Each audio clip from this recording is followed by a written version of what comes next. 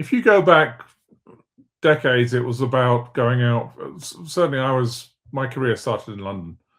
It was about going out for long lunches, getting to know people, getting access. It was about relationships. It was about access. It was about people.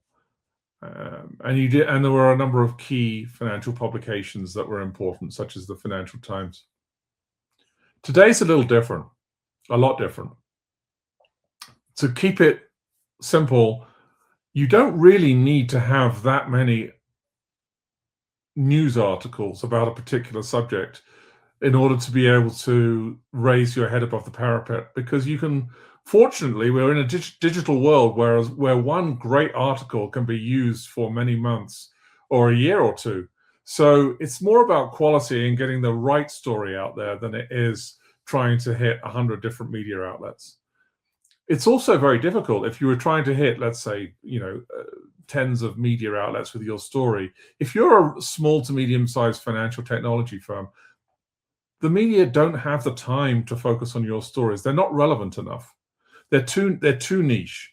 Reporters have more to do now than they ever have, so they don't have the bandwidth to be able to listen to, people like me trying to spam them with, multiple emails a day. They're getting hundreds of emails a day, so it's more about getting that quality opportunity. So we tend to focus more on getting that quality opportunity and then leveraging the result of that across various channels over time, because we think that's more important than sweating over trying to get 20 different articles, which is what we might have done 10, 20 years ago.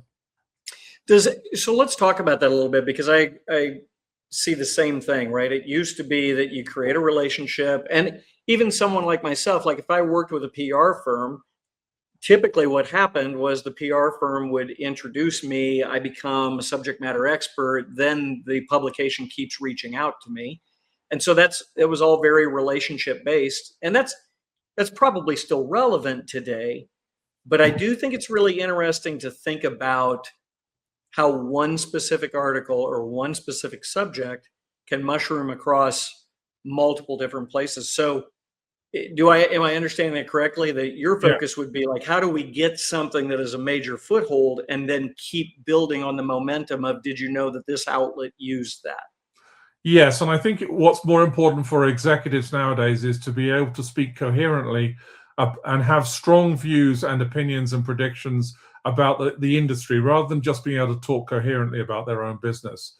So, for example, I was on an interview an hour or two ago with a client, with the CEO of a client, and I started off by telling the reporter that this particular CEO has great views and perspectives over a long period of time and currently about innovation and technology and the use of technology in the financial markets. So the reporter should feel free to contact him whenever he's writing another article about another subject. So I'm kind of laying the foundation for the executive being seen as more than just a promotional figurehead of his particular brand, but more of an industry leader. And it's about creating industry leaders, our job.